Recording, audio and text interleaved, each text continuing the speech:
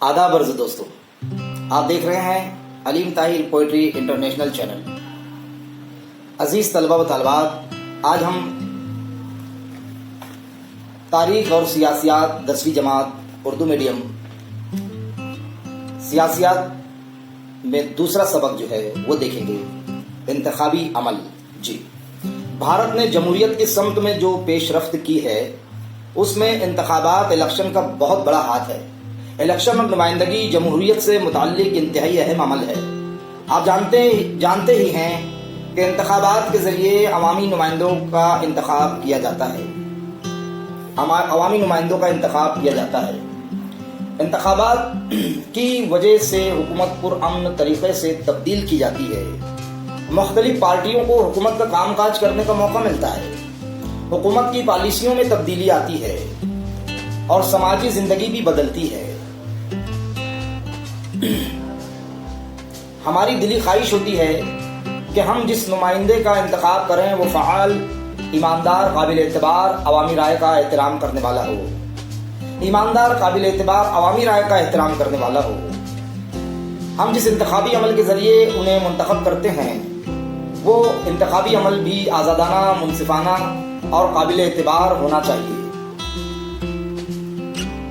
काबिल एतबार होना चाहिए।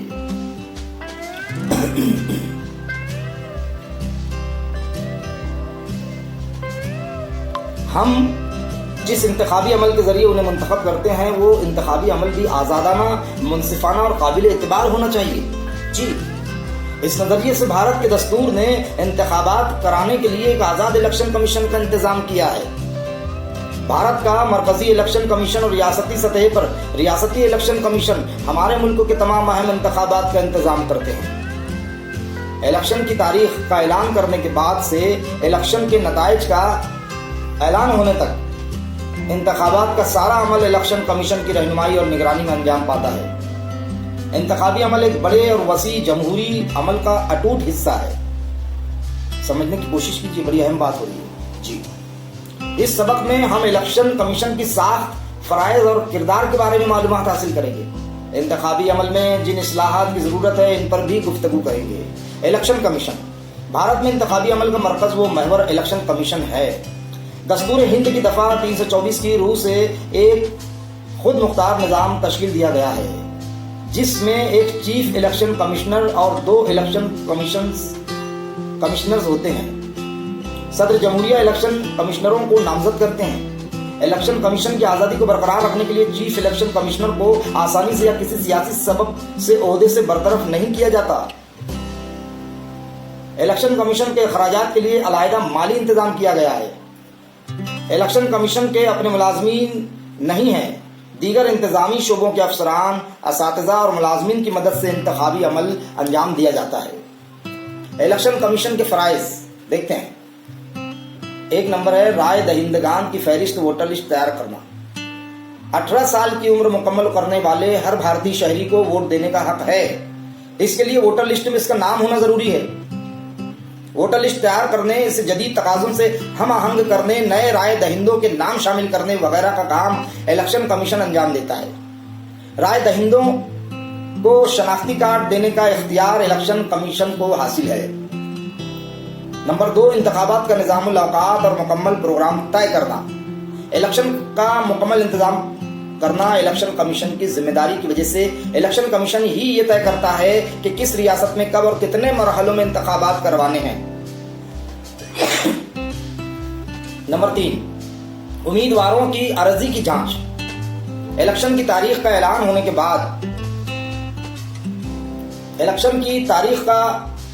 के बाद मुख्तलिफ सियासी पार्टियां अपने उम्मीदवारों को इलेक्शन में खड़ा करती हैं। बाज़ उम्मीदवार किसी पार्टी की हिमायत के बगैर आज़ादाना तौर पर इलेक्शन लड़ते हैं। इलेक्शन लड़ने के ख्वाहिशमंद उम्मीदवारों को पर्चा नामजदगी भरना पड़ता है जिसमें अपने बारे में तमाम मालूमात देना पड़ती है। इलेक्शन कमीशन इन पर्चों की बारीकी से छानबीन करता है और अहल उम्मीदवारों को इलेक्शन लड़ने की इजाज़त देता है। नंबर 4, सियासी पार्टियों को मंजूरी देना। हमारे मुल्क में कसीर पार्टी निज़ाम राइज है।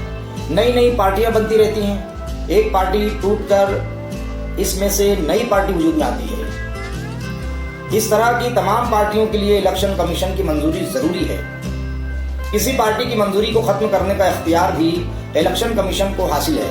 الیکشن کمیشن سیاسی پارٹیوں کو انتخابی نشان دیتا ہے۔ نمبر 5، الیکشن سے متعلق تنازعات کا حل۔ الیکشن سے متعلق کوئی تنازع پیدا ہو جائے تو اسے حل کرنا الیکشن کمیشن کی ذمہ داری ہوتی ہے۔ اس بنا پر کسی حلقہ انتخاب میں دوبارہ الیکشن کروانے یا امیدوار کو نااہل قرار دینے کا کام الیکشن کمیشن انجام دیتا ہے۔ حلقہ احباب کی تشکیل 9۔ لوک سبھا کے ارکان کی کل تعداد 543 یعنی 543۔ یہ ارکان کس طرح منتخب ہوتے ہیں؟ ہر رکن ایک حلقہ انتخاب کی نمائندگی کرتا ہے۔ اسی بنا پر لوک سبھا کے 543 انتخابی حلقے تشکیل دینے کا کام الیکشن کمیشن کی حد بندی کمیٹی یعنی ڈیلیمیٹیشن کمیشن کرتی ہے۔ مذکورہ کمیٹی کسی بھی دباؤ میں نہ آتے ہوئے حلقہ انتخاب کی تشکیل 9 کا کام کرتی ہے۔ بڑی اہمیت رکھتی ہے یہ گفتگو۔ اس کے بعد ہے انتخابی طریقہ عمل میں حلقہ انتخاب کی تشکیل، ووٹر لسٹ کی تیاری، امیدواروں کی طرف سے پرچہ نامزدگی اور جانچ، انتخابی تشہیر، عملاً رائے دہی، ووٹوں کی گنتی، الیکشن کا نتیجہ، الیکشن سے متعلق تنازعات کی یکسوئی۔ ضابطۂ اخلاق سے کیا مراد ہے؟ بھارت میں زیادہ سے زیادہ آزادانہ اور منصفانہ ماحول میں انتخابات کرانے کے لیے الیکشن کمیشن علیحدہ سے جن تدابیر پر عمل پیرا ہے ان میں ضابطۂ اخلاق، کوڈ آف کنڈکٹ کو بھی شامل کیا جا سکتا ہے۔ پچھلی کئی دہائیوں سے الیکشن کمیشن نے اپنے سارے اختیارات کو استعمال کرتے ہوئے الیکشن میں ہونے والے سارے غلط کاموں کو روکنے کی کوشش کی ہے۔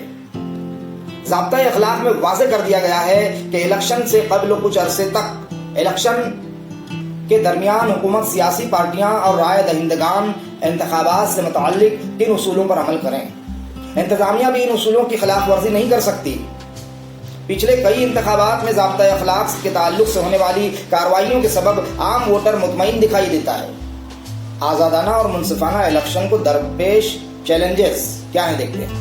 ہمارے ملک کی وسعت اور رائے دہندگان کی تعداد کے پیش نظر الیکشن کروانا بہت ہی دشوار کام ہے۔ الیکشن کمیشن کو قانون کے دائرے میں رہتے ہوئے ان دشواریوں کا مقابلہ کرنا پڑتا ہے۔ ذیل میں چند دشواریوں کا ذکر کیا گیا ہے۔ مثلاً الیکشن میں مالی بدعنوانیاں بڑے پیمانوں پر ہو رہی ہیں۔ انہیں روکنے کے لیے الیکشن کمیشن کو مختلف تدابیر اختیار کرنی پڑتی ہے۔ بعض امیدواروں کا مجرمانہ پس منظر ہونے کے باوجود سیاسی پارٹیاں انہیں ٹکٹ دیتی ہیں اور وہ منتخب بھی ہو جاتے ہیں۔ اس وجہ سے سیاست پر جرائم اثر انداز ہوتے ہیں اور الیکشن کمیشن کے لیے آزادانہ ماحول برقرار رکھنے میں دشواری پیش آتی ہے۔ الیکشن کے دوران ہونے والے پرتشدد واقعات بھی ایک بڑا چیلنج ہیں۔ تشدد کے ان واقعات کا تناسب بڑھتا جا رہا ہے۔ انہیں روکنے کے لیے تمام سیاسی پارٹیوں کو آگے بڑھ کر الیکشن کمیشن کی مدد کرنا چاہیے۔ سیاست پر اپنے خاندان کا اثر قائم رکھنے کے لیے رشتہ داروں کو ہی امیدوار بنانے کی کوشش کی جاتی ہے۔ اس وجہ سے نمائندگی والے اداروں میں خاندانی اجارہ داری پیدا ہو سکتی ہے۔ غور کیجئے، خاندانی حکومت کی وجہ سے سیاسی پارٹیوں کو کون سا نقصان ہوتا ہوگا؟ ایک ووٹ ایک قیمت سے آپ کیا سمجھتے ہیں؟ یہ بھی غور و فکر کے نکات ہیں۔ انتخابی اصلاحات۔ الیکشن ایک مسلسل جاری رہنے والا عمل ہے۔ الیکشن پر جمہوریت کے مستقبل کا انحصار ہے۔ مناسب اصلاحات کی جائیں تو انتخابی طریقے عمل کے اعتبار میں اضافہ ہو سکتا ہے۔ ذیل میں انتخابی اصلاحات کے لیے چند تجویزیں بیان کی گئی ہیں۔